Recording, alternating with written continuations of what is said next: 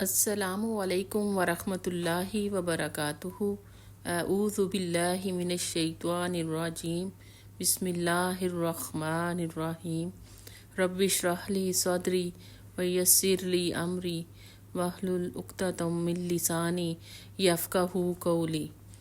قرآن اور حدیث کے سفر سے آج ہم سورۃ بقرہ کی آیت نمبر 50 پڑھیں گے۔ تو آئیے ہم آج کا سبق شروع کرتے ہیں۔ وَإِذْ اور جب فرقنا پھاڑا ہم نے بِكُمُ الْبَحْرَ تمہارے لیے سمندر کو، فَأَنْجَيْنَاكُمْ پھر نجات دلائی تمہیں، وَأَغْرَقْنَا اور غرق کر دیا آلَ فرعون آل فرعون کو، وَأَنْتُمْ اور تمہارے تنظرون دیکھتے دیکھتے۔ اور یاد کرو وہ وقت جب ہم نے سمندر پھاڑ کر تمہارے لیے راستہ بنایا، پھر اس میں سے تمہیں بخیریت گزار دیا، پھر وہیں تمہاری آنکھوں کے سامنے فرعونیوں کو غرق کیا۔ وَإِذْ فَرَقْنَا بِكُمُ الْبَحْرَ اور جب ہم نے تمہارے لیے سمندر کو پھاڑ دیا۔ یہاں ایک خاص واقعے کی طرف اشارہ ہے۔ اللہ سبحانہ تعالیٰ نے موسیٰ علیہ السلام کو بھیجا تاکہ بنی اسرائیل کو فرعون سے نجات دلائیں۔ جب اللہ سبحانہ تعالیٰ کا حکم ہوا تو حضرت موسیٰ علیہ السلام پوری بنی اسرائیل کو لے کر فلسطین کی طرف جانے لگے، تو آگے سمندر اور پیچھے فرعون کا لشکر بنی اسرائیل کا پیچھا کر رہا تھا۔ تو بنی اسرائیل پریشان ہو گئے اور موسیٰ علیہ السلام سے کہنے لگے کہ آپ ہمیں یہاں لے آئے ہیں تاکہ دشمن ہمیں ہلاک کر دے۔ تو موسیٰ علیہ السلام نے کہا، کلا ہرگز نہیں، انما یا ربی سیہدین، بے شک میرا رب میرے ساتھ ہے، وہ مجھے راہ دکھائے گا۔ بہرحال اللہ سبحانہ تعالیٰ نے حضرت موسیٰ علیہ السلام کو حکم دیا کہ اپنا عصا مارو پانی پر۔ انہوں نے جب عصا مارا تو پانی 2 حصوں میں بٹ گیا۔ فرقنا بکم البحر، درمیان میں بڑا راستہ بن گیا، دونوں طرف کا پانی پہاڑوں کی طرح کھڑا ہو گیا، درمیان میں راستہ بن گیا۔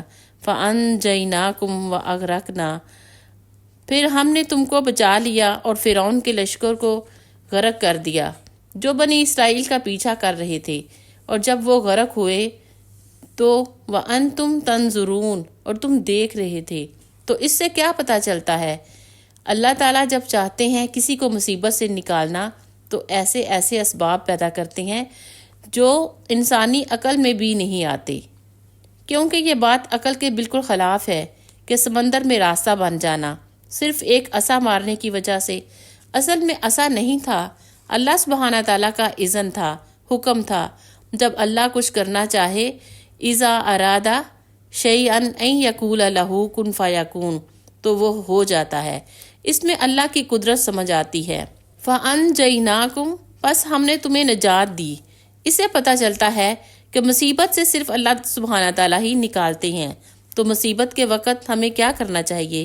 اللہ ہی کی طرف رجوع کرنا چاہیے بجائے انسانوں کی طرف دیکھنے کے۔ آج امت مسلمہ کا کیا حال ہے؟ اللہ سے زیادہ ان کی نظر کس کی طرف ہے؟ انسانوں کی طرف۔ اپنی ذاتی زندگی میں کوئی تکلیف آتی ہے تو دائیں بائیں انسانوں کی طرف دیکھتے ہیں۔ قومی زندگی یا اجتماعی تکلیف میں بھی بڑے بڑے لوگوں کی طرف دیکھتے رکھتے ہیں، جو کرنے والا کام ہے وہ نہیں کرتے۔ اللہ کی طرف رجوع کریں، مصیبت سے اللہ سبحانہ تعالیٰ ہی نکالتے ہیں۔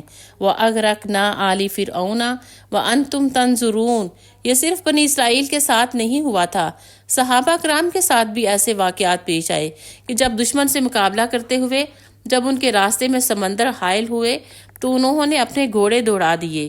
اقبال نے اس بات کو اپنے شعر میں یوں بیان کیا ہے، دشت تو دشت دریا بھی نہ چھوڑے ہم نے، بحر ظلمات میں دوڑا دیے گھوڑے ہم نے۔ یہ کوئی خیالی شعر نہیں، حقیقت ہے۔ جب انسان پورے یقین اور پختہ ایمان کے ساتھ اس کی طرف بڑھتا ہے تو سمندر بھی خشکی کا راستہ بن جاتے ہیں۔ یہ تب ہوتا ہے جب اللہ کی مدد آتی ہے۔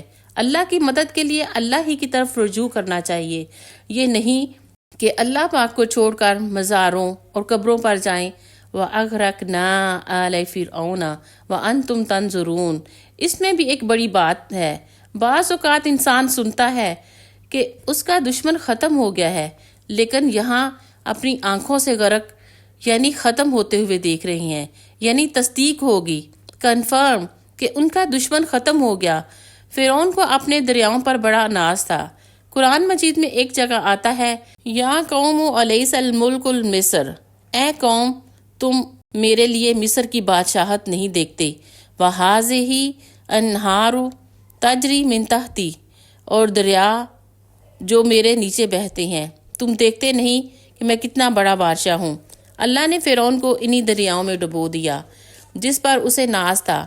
اس لیے جو نعمت کسی بھی انسان کو دنیا میں ملی، اس پر اترانا نہیں، کوئی پتہ نہیں، وہی جگہ انسان کے لیے ہلاکت کا سبب بن جائے۔ غرور اور تکبر اللہ تعالیٰ کو پسند نہیں ہے، اس لیے ہمیں کوشش کرنی چاہیے کہ ایسے جملوں سے اپنے آپ کو دور رکھیں۔ السلام علیکم ورحمۃ اللہ وبرکاتہ، وآخر دعوانا ان الحمد للہ رب العالمین۔